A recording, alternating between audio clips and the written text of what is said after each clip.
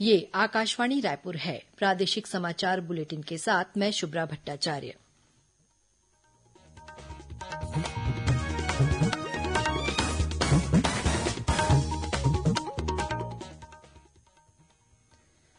और अब पेश है आज के मुख्य समाचार। मुख्यमंत्री ने आज विधानसभा में आगामी वित्तीय वर्ष के लिए करीब 97,000 करोड़ रुपए का बजट पेश किया। कहा कि गढ़बो नवा छत्तीसगढ़ के मूलमंत्र के साथ बनाया गया है बजट। भारतीय जनता पार्टी ने बजट को निराशाजनक बताया। पूर्व मुख्यमंत्री रमन सिंह ने कहा कि इसमें प्रदेश को नई दिशा देने वाला कोई प्रावधान नहीं है। देश में वरिष्ठ नागरिकों और 45 वर्ष से अधिक आयु के बीमार लोगों को कोविड टीका लगाने का कार्य आज से शुरू। प्रधानमंत्री नरेंद्र मोदी ने आज एम्स दिल्ली जाकर कोविड वैक्सीन लगवाई। और बिलासपुर से नई दिल्ली के बीच आज से शुरू हुई विमान सेवा।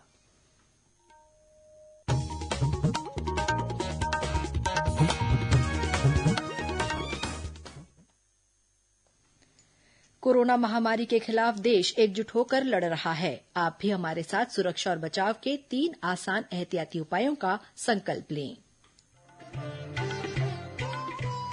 कोविड-19 से बचाव और सुरक्षित रहने के 3 उपाय। मास्क लगाएं, 2 गज दूरी है जरूरी, सुरक्षित दूरी रखें, हाथ और मुंह साफ रखें। अब समाचार विस्तार से। मुख्यमंत्री भूपेश बघेल ने आज राज्य विधानसभा में आगामी वित्तीय वर्ष के लिए राज्य का बजट प्रस्तुत किया। कुल 97,106 करोड़ रुपए के इस बजट को गढ़बो नवा छत्तीसगढ़ के मूलमंत्र के साथ प्रस्तुत किया गया है। इस बजट में सामाजिक क्षेत्र के लिए 38% राशि के प्रावधान के साथ ही अनुसूचित जनजाति क्षेत्रों के विकास के लिए 34% और अनुसूचित जाति क्षेत्रों के विकास के लिए 13% राशि का प्रावधान किया गया है। वहीं बजट में करीब 16% राशि स्कूल शिक्षा और करीब 6% स्वास्थ्य क्षेत्र के लिए रखी गई है। अपने बजट भाषण में मुख्यमंत्री ने घोषणा की कि बस्तर संभाग के सभी जिलों में बस्तर टाइगर्स नाम से विशेष पुलिस बल का गठन किया जाएगा। इसके अलावा छत्तीसगढ़ की कलाकृतियों और शिल्पकला के साथ ही कृषि और वनोपज के उत्पादों तथा व्यंजनों को एक ही छत के नीचे उपलब्ध कराने के लिए राज्य के विभिन्न शहरों के साथ ही दूसरे प्रदेशों में भी सी मार्ट स्टोर की स्थापना की जाएगी। बजट में मत्स्य पालन को कृषि के समान दर्जा देने की घोषणा के साथ ही पारंपरिक ग्रामीण व्यावसायिक कौशल को पुनर्जीवित करने के लिए 4 नए विकास बोर्ड, तेलघानी, चर्म शिल्पकार, लौह शिल्पकार और रजककार विकास बोर्ड के गठन की भी घोषणा की गई। पौनी पसारी योजना के समान ग्रामीण क्षेत्रों में रूरल इंडस्ट्रियल पार्क की स्थापना की जाएगी। ग्रामीण कृषि भूमिहीन श्रमिकों के लिए नई न्याय योजना शुरू की जाएगी। तेंदुपत्ता संग्राहक परिवारों के लिए सामाजिक सुरक्षा योजना शुरू करने का प्रावधान बजट में किया गया है। इसके अलावा राज्य में 7 नए महाविद्यालय और 3 नए कन्या महाविद्यालयों की स्थापना की जाएगी। कांकेर, कोरबा और महासमुंद में नए चिकित्सा महाविद्यालयों के भवन निर्माण के लिए बजट में 300 करोड़ रुपए का प्रावधान किया गया है। वहीं सन्ना, जशपुर और शिवरी नारायण में सामुदायिक स्वास्थ्य केंद्र तथा रिसाली भिलाई में 30 बिस्तरों के अस्पताल की स्थापना की जाएगी। रायपुर के पंडरी इलाके में 350 करोड़ रुपए की लागत से जेम्स और ज्वेलरी पार्क स्थापित किया जाएगा। नारायणपुर, कोंडागांव, महासमुंद, कोरबा, दंतेवाड़ा, सुकमा और बीजापुर में एक बालक तथा कन्या छात्रावास की स्थापना की जाएगी। स्वामी आत्मानंद योजना के तहत 119 नए अंग्रेजी माध्यम स्कूल खोले जाएंगे। कांकेर जिले में बीएड कॉलेज की स्थापना की जाएगी। नवा रायपुर में भोपाल के भारत भवन की तर्ज पर छत्तीसगढ़ सांस्कृतिक परिक्षेत्र का निर्माण कराया जाएगा। असंगठित क्षेत्र के श्रमिकों के लिए राज्य स्तरीय हेल्प डेस्क सेंटर की स्थापना की जाएगी। तृतीय लिंग के व्यक्तियों के पुनर्वास के लिए देश में अपनी तरह का पहला आश्रम सह पुनर्वास केंद्र स्थापित किया जाएगा। बजट में कौशल्या मातृत्व योजना शुरू करने की घोषणा की गई है। इसके तहत संतान के रूप में दूसरी बालिका का जन्म होने की स्थिति में महिलाओं को पौष्टिक भोजन प्राप्त करने के लिए 5,000 रुपए की एक मुश्त सहायता दी जाएगी। नक्सल प्रभावित ग्रामीण क्षेत्रों में 104 सड़कों और 116 पुलों के निर्माण के लिए भी बजट में राशि का प्रावधान किया गया है। किसी पत्रकार की दुर्घटना या आकस्मिक रूप से मृत्यु होने पर उसके परिवार को अब 2 लाख रुपए के बजाय 5 लाख रुपए की सहायता प्रदान की जाएगी। मुख्यमंत्री ने अपने बजट भाषण में बताया कि अब नदियों के किनारे विद्युत लाइन का विस्तार किया जाएगा ताकि इन इलाकों में स्थित खेतों को सिंचाई की सुविधा मिल सके। स्वच्छता दीदियों के मानदेय को 5,000 रुपए से बढ़ाकर 6,000 रुपए किया जाएगा। बजट पेश करने के बाद पत्रकारों से चर्चा करते हुए मुख्यमंत्री भूपेश बघेल ने कहा कि यह बजट प्रदेश के हर क्षेत्र में नई ऊंचाइयों पर ले जाने के उद्देश्य से लाया गया है। उन्होंने कहा कि समग्र विकास, शिक्षा में सबके लिए समान अवसर, अधोसंरचना विकास, संवेदनशील और प्रभावी प्रशासन, स्वास्थ्य तथा बदलाव के उद्देश्य को ध्यान में रखकर यह बजट तैयार किया गया है। दूसरी ओर भारतीय जनता पार्टी के प्रदेश अध्यक्ष विष्णुदेव साय ने छत्तीसगढ़ सरकार के बजट को निराशाजनक बताया है। उन्होंने कहा कि बीते 2 वर्षों के दौरान राज्य सरकार की नीतियों की वजह से प्रदेश की अर्थव्यवस्था पर बुरा असर पड़ा है। श्री साय ने कहा कि बजट में युवाओं, महिलाओं, किसानों और बुजुर्गों के लिए किसी भी तरह की ठोस पहल नहीं की गई है। वहीं भाजपा के राष्ट्रीय उपाध्यक्ष और पूर्व मुख्यमंत्री डॉक्टर रमन सिंह ने बजट पर अपनी प्रतिक्रिया व्यक्त करते हुए कहा कि इसमें छत्तीसगढ़ को नई दिशा देने वाला कोई प्रावधान दिखाई नहीं देता। उन्होंने कहा कि अपनी नाकामियों का दोष बार बार केंद्र सरकार को देकर राज्य सरकार अपनी जिम्मेदारियों से नहीं बच सकती।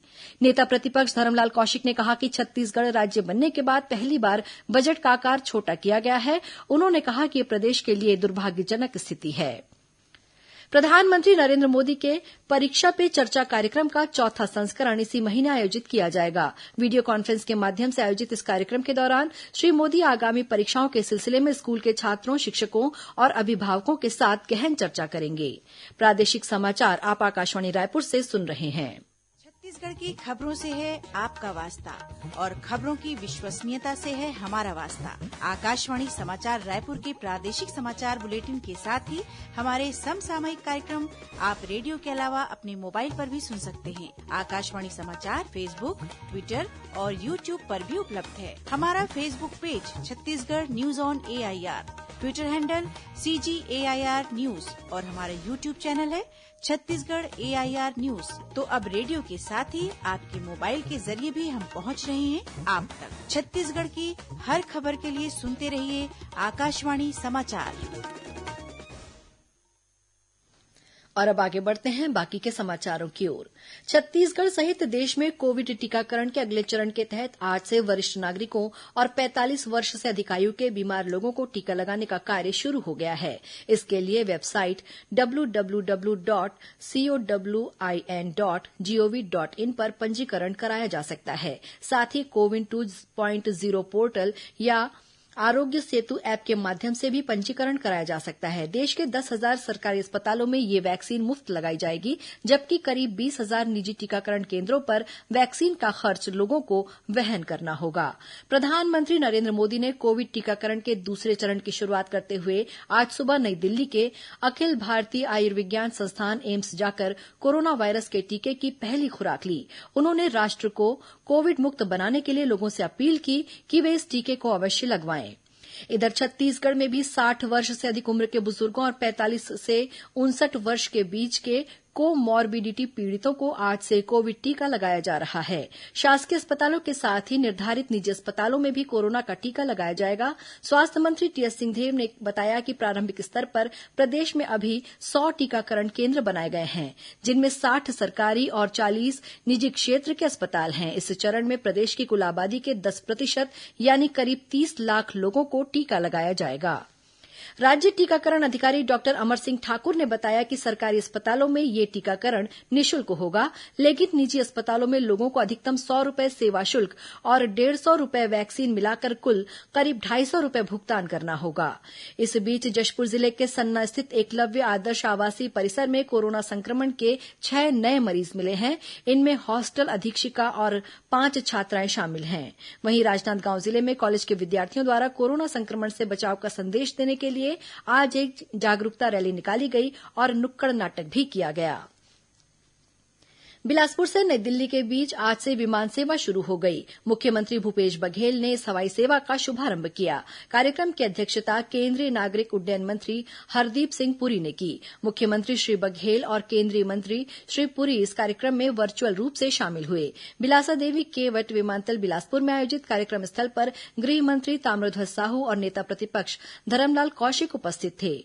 वर्चुअल रूप से कार्यक्रम को संबोधित करते हुए केंद्रीय मंत्री श्री पुरी ने कहा कि इस हवाई सेवा के शुरू होने से पर्यटन को बढ़ावा मिलेगा।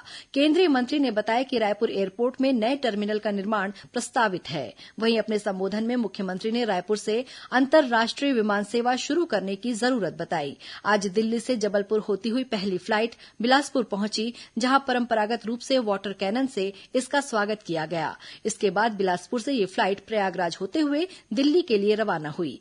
गौरतलब है कि बिलासपुर से नई दिल्ली के बीच शुरू हुई इस हवाई सेवा के तहत 72 सीटर एयरक्राफ्ट की 2 फ्लाइट सप्ताह में 4 दिन सोमवार, बुधवार, शुक्रवार और रविवार को संचालित होगी।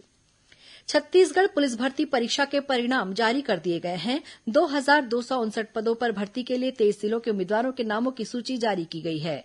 विभाग की वेबसाइट पर रिजल्ट देखे जा सकते हैं। इसमें रायपुर रेंज से कुल 395 उम्मीदवारों का चयन हुआ है। इसमें 315 पुरुष और 71 महिला शामिल हैं। पुलिस भर्ती प्रक्रिया में विशेष बात यह है कि पहली बार तृतीय लिंग के 15 उम्मीदवार आरक्षक बने हैं। पुलिस विभाग द्वारा भर्ती प्रक्रिया में तृतीय लिंग का कॉलम देने के कारण इस वर्ग के प्रतिभागी भी शामिल हो सके। अब कुछ अन्य खबरें संक्षिप्त में। केंद्रीय पर्यटन मंत्री प्रहलाद पटेल और मुख्यमंत्री भूपेश बघेल कल राजनांदगांव जिले के डोंगरगढ़ में प्रसाद योजना के तहत 43 करोड़ रुपए से अधिक के विकास कार्यों का भूमि पूजन करेंगे। केंद्रीय वित्त मंत्रालय ने वित्त वर्ष 2019-20 के लिए जीएसटीआर 9 और जीएसटीआर 9C की वार्षिक रिटर्न भरने की तिथि 31 मार्च तक बढ़ा दी है। मुख्यमंत्री भूपेश बघेल से आज उनके रायपुर स्थित निवास कार्यालय में पूर्व भारतीय क्रिकेटर गुंडप्पा विश्वनाथ ने सौजन्य भेंट की। उन्होंने मुख्यमंत्री को रायपुर के शहीद वीरनारायण सिंह अंतर्राष्ट्रीय क्रिकेट स्टेडियम में 5 मार्च से शुरू हो रहे road safety world series cricket league के शुभारंभ कार्यक्रम में शामिल होने के लिए आमंत्रण दिया। दुर्ग में 3 मार्च से थल सेना भर्ती रैली का आयोजन किया जाएगा। भर्ती में शामिल होने वाले युवाओं की परीक्षा पूर्व तैयारी के लिए जांजगीर चांपा जिला प्रशासन द्वारा विशेष प्रशिक्षण शिविर लगाया गया। बीजापुर जिले के उसूर थाना क्षेत्र से सुरक्षा बलों ने 3 माओवादियों को गिरफ्तार किया है। इनके पास से विस्फोटक सामग्री, टिफिन बम, अमोनिया नाइट्रेट और डेटोनेटर सहित अन्य सामग्रियां बरामद की गई हैं। बीजापुर जिले के ही जांगला के पास सड़क हादसे में एक अंतर्राज्यीय क्रिकेट खिलाड़ी सहित 2 युवकों की मौत हो गई। धमतरी में नवीन ढाबा और संबलपुर के बीच अर्जुनी पुलिस ने 1 लाख रुपए का कीमत का गांजा बरामद किया है। इस मामले में उत्तर प्रदेश के 2 युवकों को गिरफ्तार किया गया है। रायगढ़ जिले के धरमजयगढ़ थाना क्षेत्र में आज दिन दहाड़े अज्ञात लोगों ने खम्हार ग्रामीण बैंक के कैशियर को गोली मारकर लूट की वारदात को अंजाम दिया। घायल कैशियर को अस्पताल में भर्ती कराया गया है। क्षेत्र में नाकेबंदी कर आरोपियों की तलाश की जा रही है। और अंबिकापुर के कोतवाली थाने में आरक्षक से मारपीट के मामले में पुलिस ने एक पार्षद सहित 9 लोगों के खिलाफ मामला दर्ज किया है। अंत में मुख्य समाचार एक बार फिर। मुख्यमंत्री ने आज विधानसभा में आगामी वित्तीय वर्ष के लिए करीब 97,000 करोड़ रुपए का बजट पेश किया। कहा कि गढ़बो नवा छत्तीसगढ़ के मूल मंत्र के साथ बनाया गया है बजट। भारतीय जनता पार्टी ने बजट को निराशाजनक बताया। पूर्व मुख्यमंत्री रमन सिंह ने कहा कि इसमें प्रदेश को नई दिशा देने वाला कोई प्रावधान नहीं है। देश में वरिष्ठ नागरिकों और 45 वर्ष से अधिक आयु के बीमार लोगों को कोविड टीका लगाने का कार्य आज से शुरू। प्रधानमंत्री नरेंद्र मोदी ने आज एम्स दिल्ली जाकर कोविड वैक्सीन लगवाई और बिलासपुर से नई दिल्ली के बीच आज से शुरू हुई विमान सेवा। इसी के साथ प्रादेशिक समाचार बुलेटिन समाप्त हुआ। नमस्कार।